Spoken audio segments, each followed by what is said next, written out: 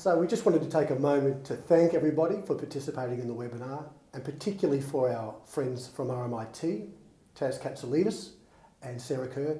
Tass has been working in the e-learning space through OUA, RMIT for many, many years. He's so practiced and experienced, fabulous liaison and director now at RMIT Studios.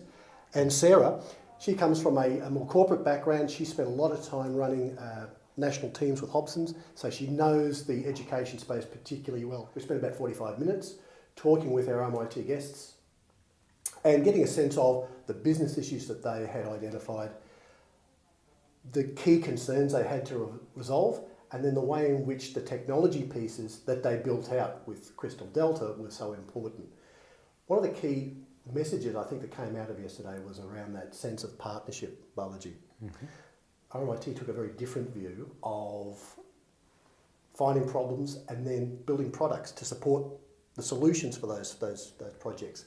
I was lucky enough to be at RMIT working there as a strategic partnership manager, and Crystal Delta started doing some DevOps work, but it quickly became apparent from the conversations that Sara Kerr had had with you that there were some problems that they were finding in terms of their migration of Canvas courses. The university had gone through a large, very public migration project, which they called Rewire, and it was taking all of the institutional courses from Blackboard to Canvas. Where Balaji and Crystal Delta came into the picture was that Sara had some particular problems around issues of reliable throughput for the uplift of the courses. They were trialling the usual sorts of migration strategies that you would use. You'd have internal learning designers, you might use some students as well, so large or small teams of those. But what Sara was finding was that it was really difficult to get commits out of the throughput of the programs. The quality coming out was different because you just had manual processes in place. And she actually went to you and talked about the problems that she was having, and Crystal Delta was able to take about 180 courses and took that through just in a few days and actually helped Sara bring that project in on time and on budget. Exactly.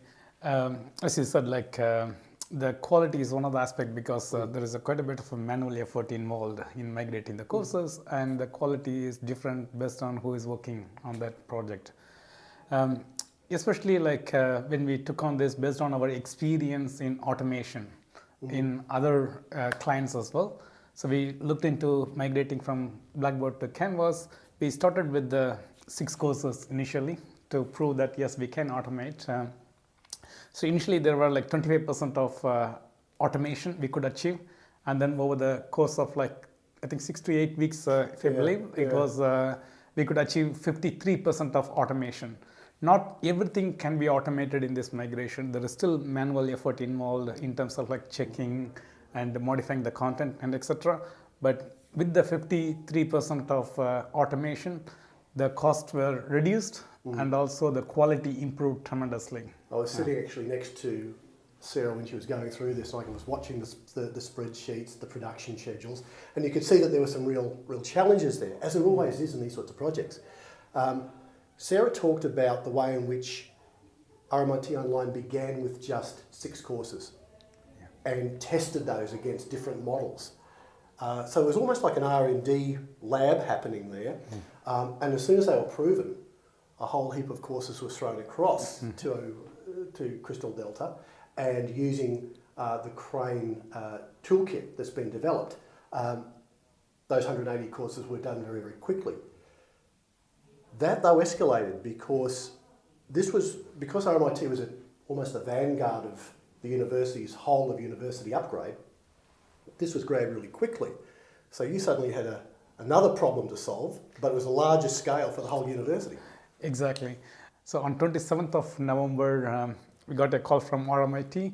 They have seen our Crystal Delta work at RMIT Online in migrating 180 courses and the throughput quality. And then we were trying to get back to RMIT on the right time frame where we can go and help the migration. But suddenly on 27th of November, asking us can we migrate 450 courses over 6 weeks period before Christmas? So that was before Christmas. Yeah, before Christmas we need to get it done. Then it was a big challenge because from 180 to 450 courses in a short period of time is a challenge. So we pulled in resources, 35 resources, because to cover the rest of the 47% of the manual work. Yep. And then we used the crane. Initially, first week we could achieve like 30 courses, but we just rolled on as a machine. And on 24th of December, we completed all 450 courses. Having the differentiator is we followed the agile methodology. When we talk about this migration, not just moving from Blackboard to Canvas, how do we execute as a project in agile? So what that means is we measured how a resource is working, where they are optimal, move them into different stages, which part of crane they operate, and then which part of the manual, and then different QA elements involved, where they work on. We automated the whole process. After that, we got some interesting challenge, which is for semester 2. We were asked to migrate 800 courses, but we got plenty of time this time, which is till end of May. So we worked on it because we fine-tuned the process. We started from 1st of Jan, and by mid-February we had a different challenge, which is we already smashed the courses. And then we had to reduce the team. So you did the 800 in just a few weeks? Yeah, that's right. So by end of February, we completed all the courses that we are supposed to do it in end of May. So what that demonstrated is it's not just the migration cost and also the management cost on other side as well, which reduced. So yes, at the end of it, the cost savings was I think, if I remember right, it was 54% cost savings also, got the benefit out of it. So that's an interesting one. When I was having some conversations with some other colleagues at Melbourne Uni, Swinburne, a few others, we talked about those sorts of migration costs. And we had done our own internal costing of those courses of about $2,500 to $4,000 per course, depending upon the model and how we'd go about that. Yeah. So to have that kind of cost saving, it's interesting one. Difference, yeah. So the cost, it went purely manual as a couple of $1,000 per course. We got it down to in hundreds. Yeah. In hundreds. Of course, every course is different. We categorize the courses into small, medium, large, and still even the large courses in hundreds, not in thousands. Which is a huge savings for whoever is looking for migration. So the DVC was very, very happy, I'm guessing. Yes.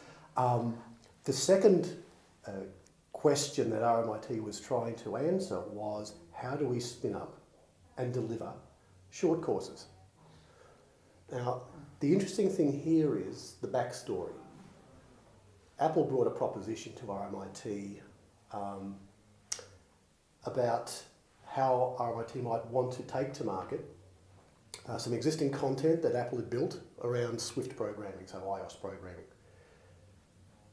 There's already courses out there, you can do them for free, but what RMIT wanted to do was have a uniquely branded Apple, RMIT, Accenture style offering, because Accenture was also interested in being a part of this. The problem was, from ideation to delivery and enrolment and start of the first course with paying students engaged was 8 weeks. So no platform, no content build, no learning framework in place. Yes. This was greenfield in its most extreme. Yeah, that includes the payment gateway where students can go and sign up for themselves, pay themselves. Okay. I think that's a much differentiator. So that had to be in place way before the launch date because... Exactly. So that's a difficult challenge. Of course, we proved on the automation with the migration Blackboard to Canvas, we took this as a challenge, and we took on the open edX based learning platform, which has been used worldwide by different MIT, Harvard, Google, Microsoft, all those big name players. And then we customized for RMIT, and then we made that product Xenops. So Xenops is our short course delivery platform. And like you said, like, in 8 weeks, we made from zero to deliver, world-class platform to the students. I think from memory too, the course marketing went live 2 weeks out. So you really had 6 weeks to pull it all together and get it done. Correct. I cannot tell you how late the lights were on and how fast everyone was moving, but to pull that off was quite remarkable. The work that RMIT did in terms of instructional design, co-authoring the content, not just with Apple, but getting input from Accenture and a whole group of local developers here in Melbourne, and then wrapping the industry mentoring around that really has produced a world-class product. There's no two ways about it. Absolutely. I think in our webinar, Tass and Sara mentioned, I think the focus is on the student experience. What do we want to deliver? Whether, I think working with RMIT, as the guest spoken, whether it's a Canvas or whether it's a Xenops, it's all about delivering the student experience. And Crystal Delta helped to achieve that. One of the things is about this Xenops platform is it has this mentor capability where mentors can interact with the students, whether through the Slack communication channel or through the video, they can interact as well. Also in this Canvas, we have done, as part of this Crane LMS toolbox, we have done offline PDF generation as well. Where Tass was talking about that yesterday, yes. As part of the session. Yeah. How important that was, because he called that out as a big student experience issue. Because often, if you look into the technology, mobile and data in iPad and everywhere, you have data. So why do we need offline experience? I think Tass described it quite well, where students still want to take the printout of it, and then they want to annotate the notes, in there, write with the pen. Even though it's still online available, when someone is flying on the plane or like traveling on the train, still they want to take some notes. That's where this offline PDF generation really gave a customer experience as well. So that's a really good summary of what occurred over the course of the webinar. Yeah.